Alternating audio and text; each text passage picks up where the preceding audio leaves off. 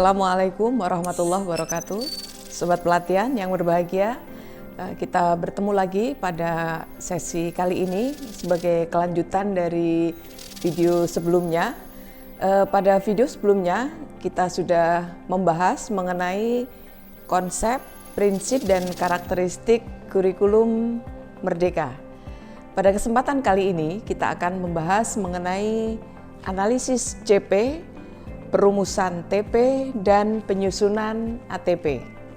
Sobat pelatihan yang berbahagia, sudah saya sampaikan pada video sebelumnya bahwa ketika guru akan melaksanakan pembelajaran, yang disiapkan oleh pemerintah adalah capaian pembelajaran. Untuk itu, pada kesempatan kali ini kita akan melihat lebih lanjut seperti apa konsep dari capaian pembelajaran itu sendiri. Capaian pembelajaran atau yang biasa disingkat dengan CP sesungguhnya adalah himpunan dari kompetensi pembelajaran.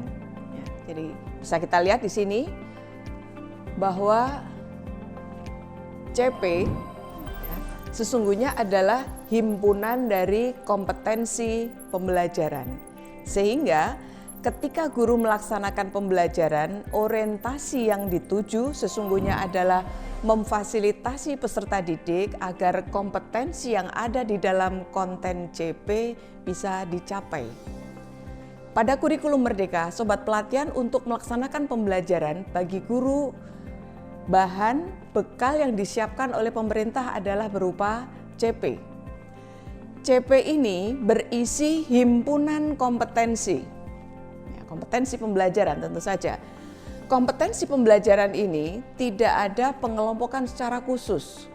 Jadi dia menghimpun semuanya, berbeda dengan kurikulum 2013. Pada kurikulum 2013, guru untuk melaksanakan pembelajaran diberikan bekal berupa sejumlah KD. KD atau kompetensi dasar. Di sana ada pengelompokan, ada KD dalam lingkup sikap, jadi kompetensi dasar pada lingkup sikap sosial maupun sikap spiritual. Kemudian ada KD pada lingkup pengetahuan dan satu lagi ada KD pada lingkup keterampilan. Berbeda halnya dengan CP atau capaian pembelajaran. CP menghimpun semua kompetensi tadi. Jadi kalau KD itu sudah terpilah ada 4 tadi ya, ada KD sikap spiritual maupun sikap sosial dan pengetahuan serta keterampilan, maka CP ini memuat semuanya. CP memuat semuanya. Ada muatan kompetensi dalam CP pada lingkup pengetahuan, bisa juga dalam lingkup kompetensi keterampilan, dan satu lagi nanti ada kompetensi pada lingkup sikap. Semuanya ini terhimpun dalam satu CP. Sehingga ini menjadi perbedaan yang cukup mendasar antara CP dengan KD. Yang pertama. Yang kedua, bahwa CP di sini dikatakan berlaku untuk lingkup fase. Fase, kita bisa lihat di sini, bahwa fase itu mulai dari fase pondasi, kemudian ada fase A, B, C, D, sampai dengan nanti fase E dan F. Kalau kita lihat fase pondasi itu berlaku pada jenjang PAUD atau RA. Adapun untuk jenjang MI di sini kita lihat ada 3 fase. Mulai dari fase A, fase B, dan fase C. Ini berlaku untuk jenjang MI. Adapun untuk MTS, kita lihat di sini hanya ada 1 fase. Ya, ini untuk MTS. 1 fase saja yaitu fase D. Adapun untuk jenjang MA atau bisa juga MAK, ada 2 fase, yaitu fase E dan fase F. Kalau kita cermati, semua fase ini kecuali pada fase E berlakunya lebih dari 1 tingkat. Kalau kita lihat pada fase fondasi itu ada kelompok belajar A dan B, gitu ya. Kemudian pada fase A kita lihat ya, ada MI untuk kelas 1 dan 2, sedangkan pada fase B itu kelas 3, 4, dan pada fase C di jenjang MI dia berlaku untuk kelas 5 dan 6.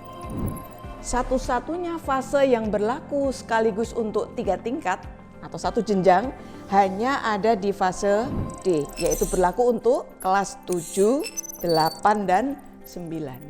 Nah, kemudian satu-satunya fase yang hanya berlaku untuk 1 tingkat, yaitu kelas 10 saja, hanya ada fase E. Dan yang terakhir adalah fase F. Ketika kita cermati pada kurikulum 2013, sobat pelatihan pasti akan menemukan bahwa sekalipun mapelnya sama, KD pada masing-masing kelas tadi kita pastikan berbeda. Nah, ternyata pola itu tidak kita temukan pada kurikulum Merdeka. Di kurikulum Merdeka, capaian pembelajaran berlaku 1 fase. Dari sini kita menjadi tahu, sebagai contoh, misalnya fase A, nanti ada mata pelajaran misalnya IPAS. Sobat pelatihan, sekarang tidak ada pelajaran IPA atau IPS, tapi dilebur menjadi 1, diintegrasikan yaitu menjadi IPAS, Ilmu Pengetahuan Alam dan Sosial. Ketika nanti ada IPAS, nah IPAS itu belum berlaku di sini ya, misalnya kita lihat di sini, IPAS pada fase C. Ketika kita lihat fase C itu kelas 5 dan 6, maka nanti artinya CP IPAS untuk kelas 5-6 itu dipakai bersama. Sehingga nanti pembelajaran baik kelas 5 maupun kelas 6, CP yang dijadikan acuan pembelajaran yang akan dituju itu sama. Ini tentu berbeda dengan kurikulum 2013 yang tadi sudah kita ketahui bahwa ketika kelasnya berbeda, sekalipun mapelnya sama, KD-nya kita pastikan sama. Berbeda dengan fase, sekalipun kelasnya berbeda, selama fasenya sama, maka nanti CP-nya juga akan sama. Nah, konsep ini yang perlu kita pahami secara baik, sehingga dengan adanya pola semacam ini berimplikasi terhadap adanya kolaborasi. Jadi guru yang ada dalam 1 fase dalam memperlakukan capaian pembelajaran untuk nanti berikutnya dikembangkan menjadi sejumlah tujuan pembelajaran atau kita singkat dengan TP, harus ada kolaborasi. Sobat pelatihan, dengan melihat pola ini maka kita menjadi tahu kolaborasi pada kurikulum Merdeka bagi seorang guru yang berada pada 1 fase merupakan sebuah keharusan. Mengingat ketika pada 1 fase, seperti contoh fase B, di sini ada kelas 3 dan 4, berlaku 1 CP yang sama. Untuk itu, guru kelas 3 dan 4 harus mencermati CP bersama mereka agar nantinya pelaksanaan pembelajaran untuk mencapai CP tersebut dapat dilakukan sinergi dalam memfasilitasi peserta didik. Setelah kita tahu urgensi atau sisi penting dari capaian pembelajaran sebagai landasan atau tujuan dari pelaksanaan pembelajaran, kita perlu mengetahui sebenarnya yang ada di dalam CP itu apa saja unsurnya. Kita bisa lihat di sini bahwa capaian pembelajaran komponennya memuat yang pertama rasional mata pelajaran, kemudian ada tujuan mata pelajaran, kemudian berikutnya karakteristik mata pelajaran, dan yang terakhir adalah capaian pembelajaran itu sendiri. Baik nanti ada capaian fase maupun capaian tiap elemen. Kita lihat yang pertama, sobat pelatihan. Pada setiap dokumen capaian pembelajaran yang tadi sudah saya sampaikan pada video berikut sebelumnya ya, bahwa setiap CP itu punya dokumen berdasarkan mapelnya masing-masing, di mana bisa akses, sudah bisa di-download. Saya berharap sobat pelatihan saat ini sudah memiliki setidaknya contoh dari dokumen capaian pembelajaran entah mapel umum ataupun mapel PAI. Nah, pada masing-masing dokumen tersebut dipastikan komponen ini bisa ditemukan. Untuk itu, sangat diharapkan bagi guru yang akan menganalisis capaian pembelajaran ini membaca secara cermat terhadap komponen yang ada ini. Sehingga dengan pemahaman terhadap komponen masing-masing CP, nantinya menjadi informasi penting saat guru akan mengembangkan CP menjadi TP. Komponen yang pertama adalah rasional mata pelajaran. Pada bagian ini akan dijelaskan atau dideskripsikan mengapa peserta didik perlu mempelajari mapel tersebut. Arahnya mau dibawa kemana, mereka harus bisa apa. Termasuk ini, apa dan seperti apa keterkaitan antara mata pelajaran yang ada dalam struktur kurikulum tersebut terhadap pembentukan profil pelajar. Seperti apa relevansinya dan nanti peran guru di bagian mana dan seperti apa perannya. Komponen berikutnya adalah tujuan mata pelajaran. Sangat penting bagi guru mengetahui sesungguhnya mengapa peserta didik itu perlu belajar mapel-mapel itu. Arahnya harus memiliki pengetahuan atau kompetensi apa. Perlu dicek ini ya, jadi kemampuan apa, arahnya mau dibawa kemana dalam prinsip tadi. Yang ketiga adalah karakteristik mata pelajaran.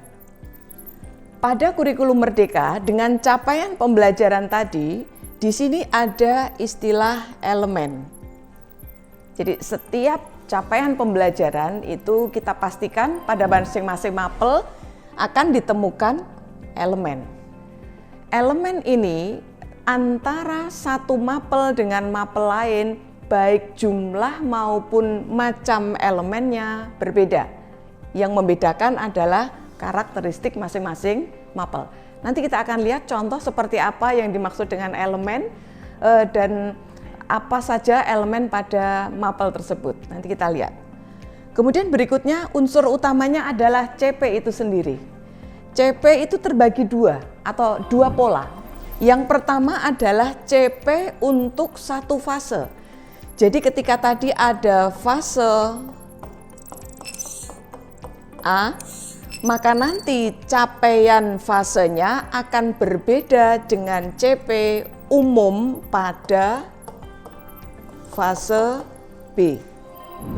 Jadi ada CP keseluruhan.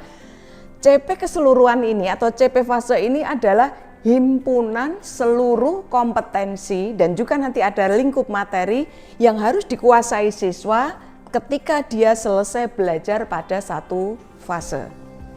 Berikutnya adalah CP tiap elemen. Di sini tadi kita melihat bahwa setiap CP pasti punya elemen.